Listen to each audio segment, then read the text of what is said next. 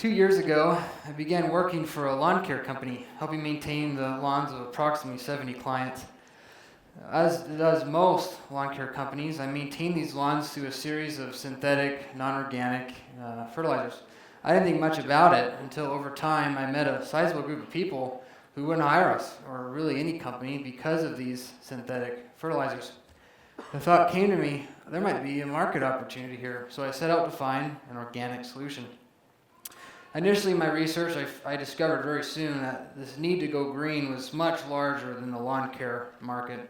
In fact, the Organic Trade Association noted that last year, the organic market pulled in $45 billion in revenue and continues to grow at a 10% annual rate. I spent over 1,000 hours of research on my product. I read books on the subject, researched articles from all over the world. I interviewed PhDs of biology and wildlife sciences.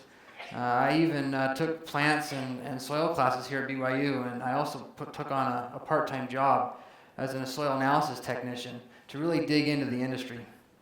When the product was made, I went back to my employer and said, I'd like for you to try it in your clients' lawns, test the results for a year, and the waiting began. Meanwhile, I started entering into business competitions, and I was gaining some traction. Not only was I winning some of these competitions, but I was gaining customers. People came up and were interested in my product. Well, a year came, and the results were in, and they were stunning. Not only had my product fertilized lawns just as well as the synthetics, it saved an immense amount of water. On average, each lawn saved 80,000 gallons of water. To give you a visual, that's a standard-sized swimming pool. Of course, the employer I had was immediately interested, and of course I had other industries, lawn care industries, interested since. But I thought, with such success, I wonder what other markets would be interested. So I increased my study, my research. I gave it to gardeners. One gardener used it on his tomato plants. The picture of it here. The tomato plant ended up growing 10 feet wide and 8 feet tall and carried hundreds of tomatoes. I also used it for commercial growers, and they noted that they had fruit yields increased 40%. They cut water consumption by 40%, and the plants were growing 2 to 3 times faster than their intended rate. In other words, this product was making Miracle-Gro look like rat poison. My product was doing for plants what steroids do for baseball players, except legally. Some of you are wondering, what on earth could be the main ingredient? I have a picture of worms here. The main ingredient is derived from a process called vermiculture, long word for saying worm poop. Some of you may be thinking this was a load of crap. Well, you're right. It quite literally is a load of crap. And I've already sold 1,400 pounds of product. Some people I like to say I'm a pretty good salesman when I can sell people crap. But thank you for letting me present. In addition to the judges, I've given them a few samples. I also have 5 bags I like to give away. Those who are gardeners or like to use it on their lawns, come up to me after the event. I'd be more than happy to show you how to install. Final thought. Charles Darwin studied worms for 40 years, and at the end of 40 years stated that worms were perhaps the most significant creature on Earth. We're OMNIEARTH, providing product from the Earth for the Earth. Thank you.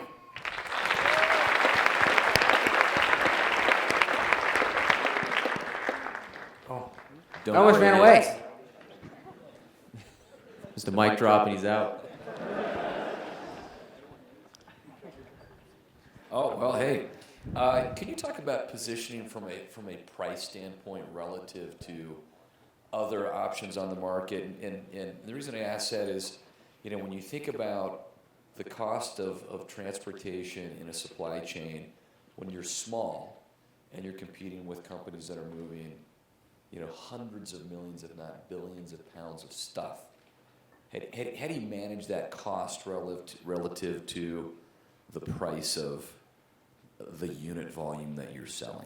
What I've noticed is a lot of companies try to freight their product, which is great to a certain extent, to the point which the price isn't very attractive.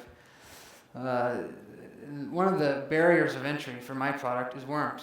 Anybody can buy worms, but anybody can raise worms. It requires a lot of, I don't know, I'm kind of going around about here, but I'll get back to it. It requires a lot of upfront knowledge, temperature, humidity, pH, the carbon to nitrogen ratio. There's a lot of variables involved. When I have this system down here in this area, my goal is to do a franchise-like similar positioning where I will pinpoint hotspots across the U.S. that are near nurseries, that are near other commercial growers, also specialty organic growers, and that way I'll be able to be competitive amongst those who are producing large amounts of product. Could you go into more detail on what about your process here, your business model that's really proprietary? Presumably all the best practices on worm kind of cultivation are out there. You plan to do it at industrial scale. What do you have that no one else has? In addition to the fact that it's worms, and the reason why I use worms is they add something to the mix that's an unfair advantage. Yeah. They add microorganisms, fungus and fungi and bacteria that make plants grow really fast. In addition to that, it all comes down to your formula. More than feeding your worms, it depends on what you feed the worms. And I spent thousands of hours of research coming up with a very competitive formula, which is the thing I can patent. I can't patent the fact that it's worms, but I can patent the formula. Okay, so the worm food is the secret sauce. That is the secret sauce. We all think you need to lead with the worm poop. Yeah. We won't ask where the worm food comes from. Yeah, we don't want to know about your background. We just want to see I the appreciate worm. it. Thank you. Thank you.